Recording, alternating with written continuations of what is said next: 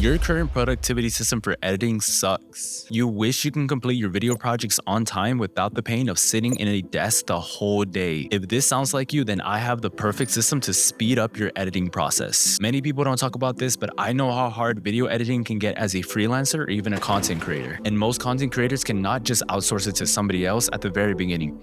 So I want to tell you that you do not need more time. You need a better strategy. If you want to edit way faster, get more work done in less time, and save yourself hours of editing each week, make sure you do everything in the video for the best results. So as a video editor, how can we stop wasting time? Shortcuts are used to compress the amount of effort it takes to do an action in the software. Let me show you the best ones that you should be using to save yourself a bunch of time. These shortcuts are the first thing that will separate you from most of the editors out there. But first, let me show you how to edit your shortcuts. Alright, so now we're inside of Premiere Pro, and the first thing you want to do is go to the top and click on your keyboard shortcuts. And this menu will pop up. This is where we edit all of our shortcuts. So first, you can begin by adding this one shortcut. If you want to add a cut here, instead of clicking on the razor tool and adding a cut, change X to add edit. Now you can make a cut simply by just dragging along your cursor. If you want to delete a clip or multiple clips at once, set the Z key to ripple delete. This is way faster than selecting, right-clicking, and then clicking on delete.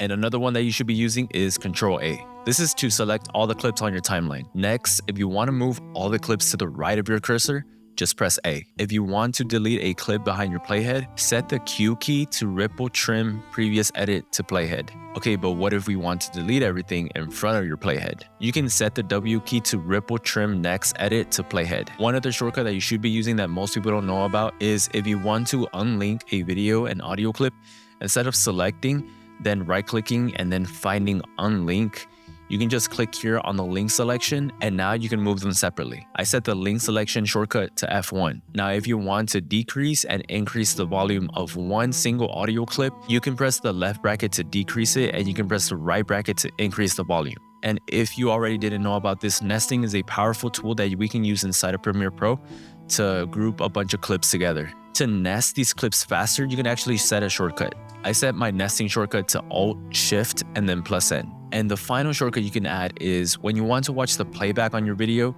you can actually watch it faster to save more time. When you play your video, you can press L to watch the playback 2 times as fast. And to stop the playback, press K. And to go backwards, just press J. The more you press J or L, the faster your playback will move. Make sure you use these shortcuts to outperform most editors. Now that you know the best shortcuts, let me show you how most of you edit. Most of you import your clips into your software and then you add the clips into your timeline. Then you start cutting it up, but then you look for a sound effect, but then you go back looking for the right music, and way before you even find that, you start doing the captions and you start moving everything, and by the time you know it, hours have already passed by. And what I'm just trying to tell you is that most editors try to do every single step of the editing process all at once. This is what I used to do, but instead of this, you need to be adding this workflow. The whole point of an editing workflow is to break down each individual task of the editing process so you focus on only one task at a time. And the reason you want to do this is because only doing one single task at a time gives you better focus. Better focus equals increased productivity and higher quality output. It's also called a flow state, and your best focus is achieved when you're in a flow state. Because you have separated and completed each single task in the editing process, this eliminates the need for you to keep switching back and forth between tasks, thus saving you more time. Now, the type of video that you're creating can impact your workflow. But if you don't even know how to create your own workflow, this workflow that I have provided for you will provide structure and efficiency for you. Number 1, importing. You want to begin by importing all your files at once. All your video files, sound effects, your music, everything. Only after making sure that you have everything for your video project, you want to add your video files into your timeline. Number 2, cutting. Put your video together by removing any rough takes or editing out any pauses in between lines. In Premiere Pro, you can easily do this by going to Window, Text, and making sure you have a transcript for your dialogue. Now you want to go to this little funnel icon, click on pauses, and extract all pauses. And now this actually deletes the pauses in your video clips. This tool is mostly helpful for like your talking head videos. Number 3, B-roll clips. In this part of the workflow, you want to add in all your B-roll clips one by one. Number 4, VFX. During this part of the workflow, we mess around with keyframes the most. So because of this, you want to do all your captions, all your VFX, all your graphics inside your video, everything. If you watch a lot of YouTubers, they have a lot of camera zoom ins and outs. And you can actually just do this by adding an adjustment layer and adding the effect transform. This is just way faster than adding the transform effect into every single one of your clips. Number 5, transitions and color grading. For this part of the workflow, you want to add in all your transition effects or your lens flares in between your clips.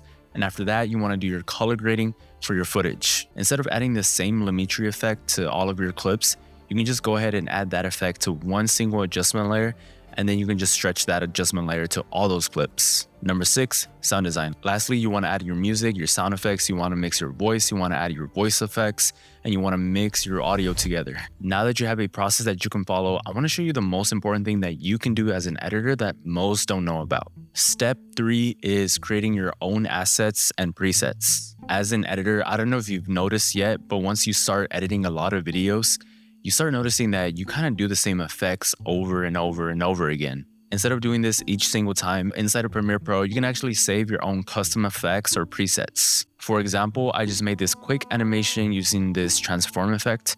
And with all the adjustments on that one single effect, you can actually go ahead and save this sliding animation as a preset. And the reason I tell you this is because every little thing that you do in editing can add up in time. And the best thing that you can do for yourself is to have your own presets ready to go. And you can even download and import custom presets into your software. If you follow me on Instagram and you click on my bio, there's actually a free products that I released a couple of months ago. It might be a bit outdated, but it still contains many presets that you can use, and most importantly, some presets that you can import into Premiere Pro. But to make sure that you never miss out on any of the free products that I release, be sure to subscribe to my newsletter for updates about my latest freebies. And you will also receive informative and motivational content about the creator economy and all aspects of content creation. I really want to build a community of like-minded people who are just interested in leveling up their content. So if this sounds like you, you should very much consider subscribing. But yeah, go to my Instagram, get that free product because there's some awesome presets